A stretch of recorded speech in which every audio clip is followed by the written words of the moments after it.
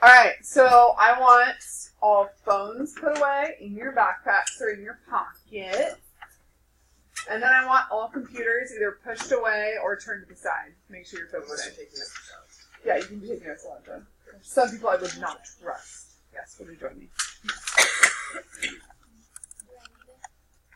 Yeah, you probably need it. We're just going to, really quick before we draft, all we're doing today is drafting. We're just going to review two things. One is transition words, and the other is quote integration. So if you click where it says handout, this is a handout for transition words. Okay? So what is a transition word? Why do we use them? Words that transition one thing to another. Okay, so move one thing to another. What else? What else would we use a transition word? Right, Johnny? So that you aren't using like ordinary words that will lose the reader's attention. Okay. Yes.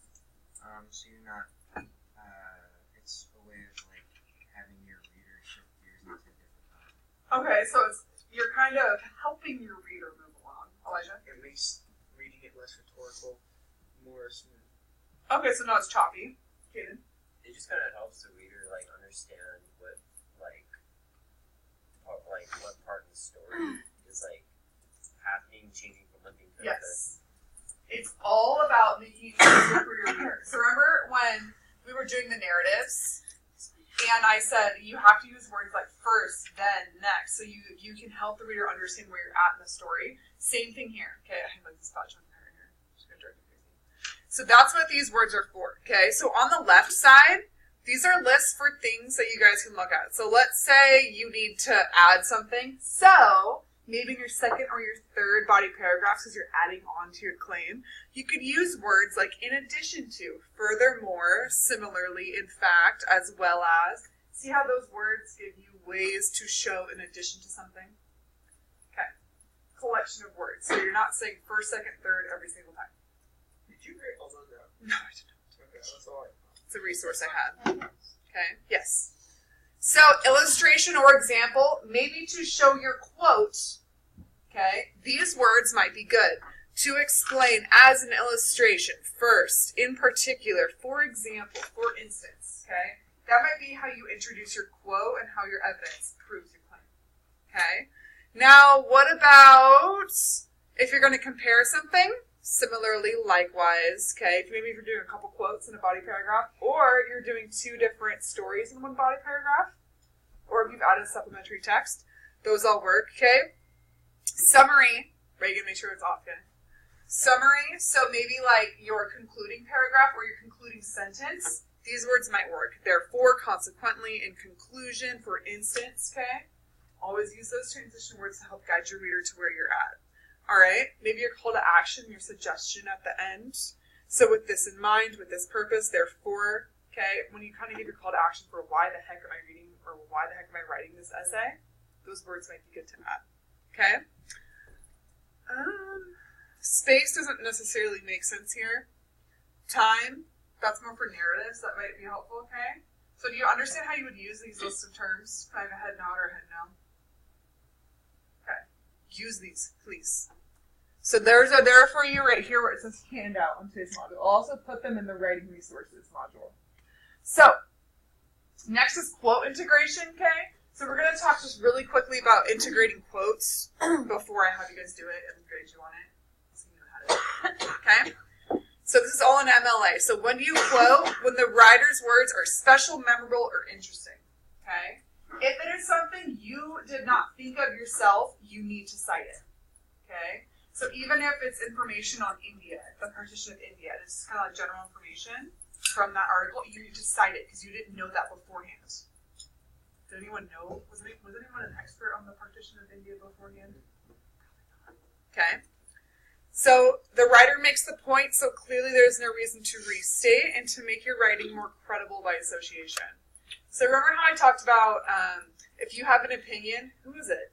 I said, if I say the best animal in the world is a lion. And I say, because I said so, is that to Johnny? My dad says that all the time. Yes, okay. What if I, as a teacher, decided to teach you guys something, and you're like, why are you teaching me that? And I was like, because I think it's important. You're probably not going to buy in as much as, hey, the state and the federal government have decided this is imperative for your kid, the kids your age to learn, and every other kid in your entire 10th and 9th grade is learning the same thing. That's probably a little more important for you to know. Right? Okay. If you don't quote, you look weak in your presentation of information. All right? So how to quote, make sure you introduce or transition to your quote for better flow. So in other words, I would have kids do this all the time in middle school. They would literally be like,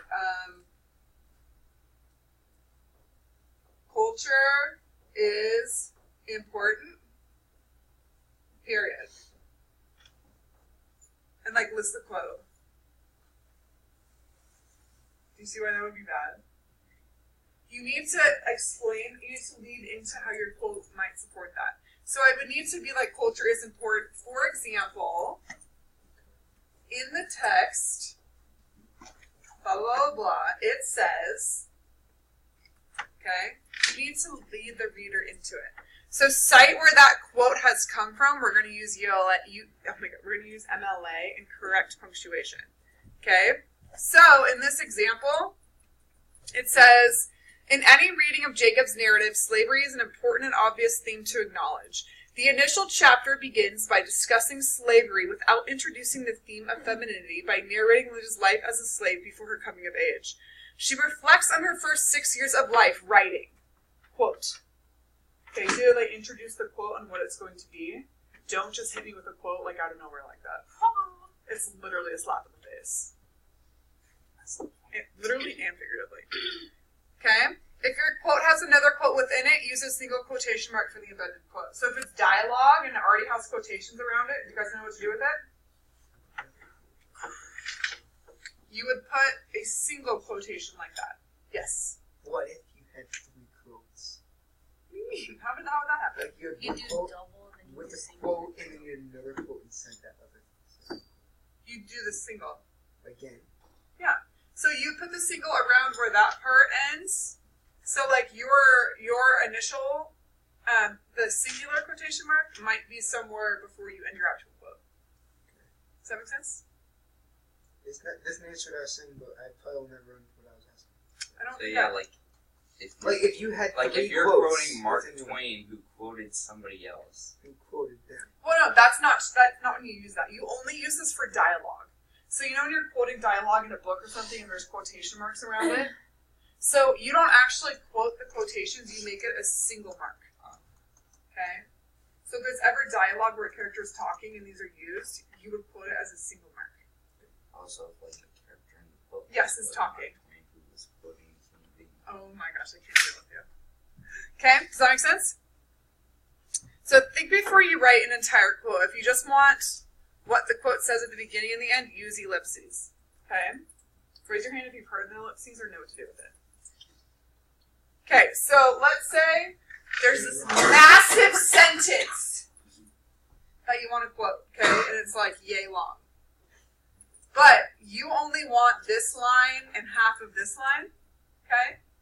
So you can start the quote from here and start the quote and say, Billy Bob, blah, blah, blah, okay? And you don't want this information, just put dot, dot, dot, and continue with what's important. Why don't you put before too, so you put parentheses? Well, if you don't need to quote that, you don't need to quote it. Does that make sense? Like, you choose where you want to start your quote. So then I would continue down here, Billy Bob. Then he said, then these ellipses, they stand for all this that you just kind of took out of your quote. Okay, I can help you with that. That probably won't pertain to you unless you have like a giant paragraph you want to use. Please don't give me an essay with a page-long paragraph quoted. Would that be like cheating because you're like, it's just trying No, to fill it in. No, it would just drive you insane. Like if I quoted like half of like Martin Luther King Jr.'s Yes. speech. So do you see how this quote is set off because it's so long? See where the ellipses is? Okay. That means that they've just kind of erased the middle of the quote. You guys can get rid of it and put a dot, dot, dot. Works fine with me. Okay? So for long passages, you use a block quote. This is called a block quote. So if it's longer than 4 lines typed, 1, 2, 3, 4, you're going to block it. You're going to offset it. Okay? So that means you're just going to press tab, and it's going to be blocked out separately, just like that. Does everyone see that, Johnny? Got that? Okay, Rowan? Yes. If there's an ellipses in the original work, what do you do? Quote it. You just, like, would people misunderstand it? No.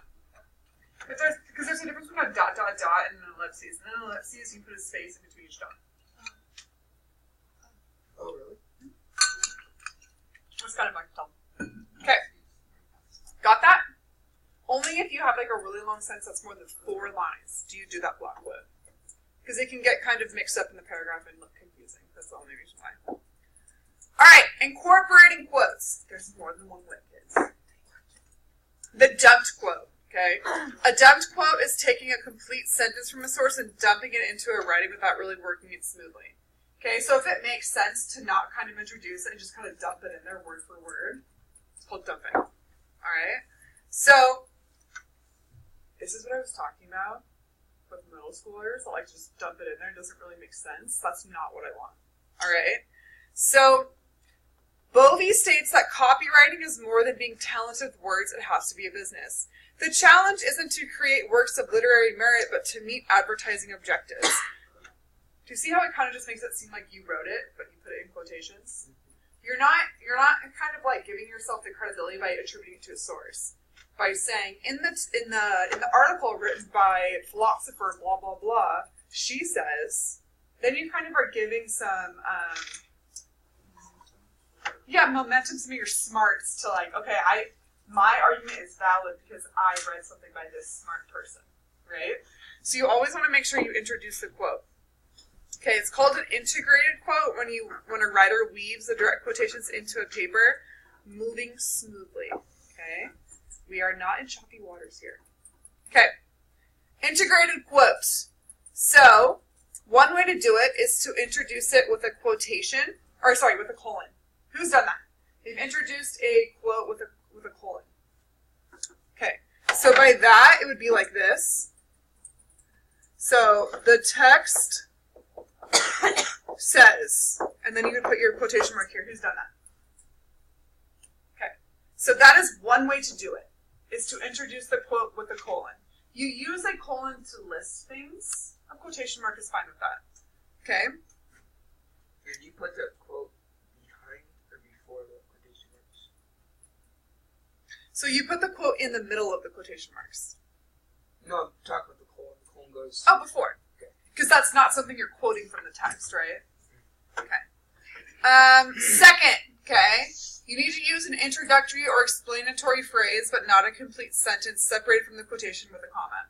So, something like this, or you can use a comma, which isn't here actually. So, let me think of giving you an example. So this is the colon, right? So now we have an introductory phrase separated from the quotation with a comma. Okay. In Harlem, Hughes says, or Hughes writes. Okay. You can also introduce like this with a comma before the colon. Okay. It just can't be a complete sentence before. Third, make the quotation a part of your own sentence without any punctuation between your own words and the words you are quoting. So like this. Obtaining the goals of advertising instead of writing works of literary merit is what a copywriter must do. So kind of when you, what's another term for it? Has anyone seen this before in middle school? Where you integrate the quote into your own sentence? Here, what is in the word for it that your teacher might tell you. So that's one way to do your quote. Okay? Is it good or bad? That's fine. I thought you said you didn't want attack and then it goes over. Only when you dump an entire sentence in there. Oh, so it's just that's just a phrase. Yeah, so if you're integrating a phrase, that makes sense. So, like maybe if you had another term for something, that if you were talking about something scientific, for instance, and you found a good quote that kind of explains that word, that might be a good example to do that. That's probably the hardest to do, because then you have to phrase your entire sentence around the quote, which is difficult. Fourth, use short quotations, only a few words as part of your own sentence. So like in this way, you're only going to use short words, like I was saying. It's going to be hard to integrate like 2 sentences into your own sentence. Yeah. Okay? So, 3 main ways of integrating quotes. One is what? No, not a double quote. We're not doing that. Like the top one. Integrate. Okay, with a colon. Okay, so you list your quotation after the colon. What's 2? Comma. What's 3? Short quotations within your own sentence. Good. Okay. All right, citations. So there's 2 types of citations. One is an in-text citation, which is, if we go back, that's an in-text citation. That's an in-text citation because it's within your actual writing, okay? You always have to do that. If it's after, like in a works cited, then it's not in text, okay? But where do we usually go wrong? Right, Rowan? Okay. So in an in-text citation, the author's name appears in a sentence and not in parentheses. In MLA citing, page numbers still usually go in parentheses, okay? So what this is saying, if I said Langston Hughes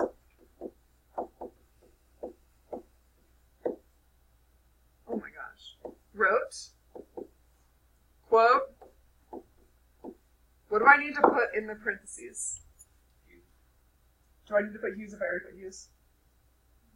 Page number. Oh, page. Page number. Okay. But how do they know what book you got? That goes in your works cited at the very end. Okay. If it is a poem, you will do the line number. Okay. So, Mills wrote that turnout was poor during the early morning hours. You see how it would not make sense to put Mills again?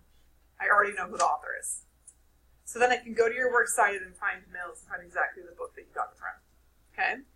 If you did not write Mills and you put the author, then you absolutely would need to put Mills 109. No commas, nothing. Mills, page number. Author last name, page number. Okay? Do we understand that? Thumbs up, thumbs middle, thumbs down. I know how to cite an in-text citation. Okay, Elijah, can I call on you? Where are you stuck? I'm not stuck. I was just playing for business. Okay, so whenever you cite a quote, last name and page number. Okay, say it with me.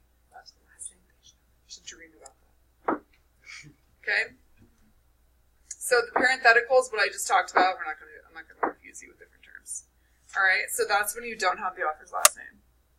Monday, we're going to go over how to do the actual works cited. The only thing you guys need to know with in-text citations is last name and then page number, okay? If you do not have the author's last name, what do you cite?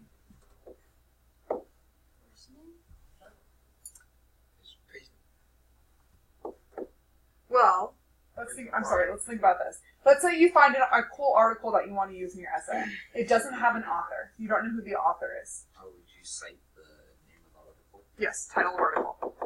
What if you just put the link to the article? Nope. This is MLA. What does that mean? So it's a type of writing. So as freshmen and sophomores, this is actually a standard from 6th grade on, you have to be able to write in a certain format. So when you get to college, you have MLA, AP, and it's like some science one, like if you're going to be a doctor. Obviously, I didn't learn that one. Okay? You have to write in certain ways. And that just kind of trains you for, like, when you get into a job, you're going to have to do things in certain formats. Like with CHP, my husband has to write every report in a certain format with a certain language. I mean, they get kicked back all the time. He has to rewrite them. He hates it. Okay? It's training for things like that. Because even as, like, a fireman or a cop or a store manager, you're going to have to write things in certain formats, and this is just training you for that. Okay? All right. I recorded this, and this is on Canvas, so if you ever get lost with citations or quote integration, it's on here. Yes, Elijah? And then at the very end, you said that you quote all the places you use. Mm-hmm. So how do you, like... Do you want to go over that now?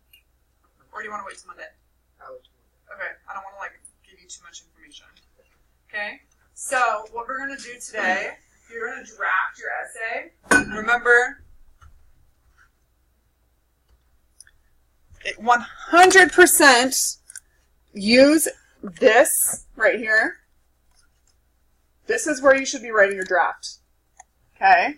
Make a copy.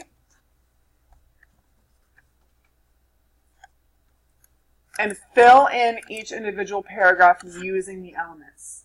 Okay? This is going to help you at least the first time that you write an expository essay. I want you to get familiar with the format. All right? And if you have more than one piece of evidence, just copy and paste it so you have double. Right? Just like the sample paragraph. Okay? So get started. You should be try to get at least your introductory paragraph and your first and body paragraph done today. That should be your goal. Okay? If you have not finished your graphic organizer, you need to finish that. So everyone pull out your graphic organizer so I can look at it and check it and make sure I'm on the right path. Yes. What was your other question? Okay, Don't do this now. Wait a minute. What? You know what I said? In Espanol. Oh, where is it? I did say where is it?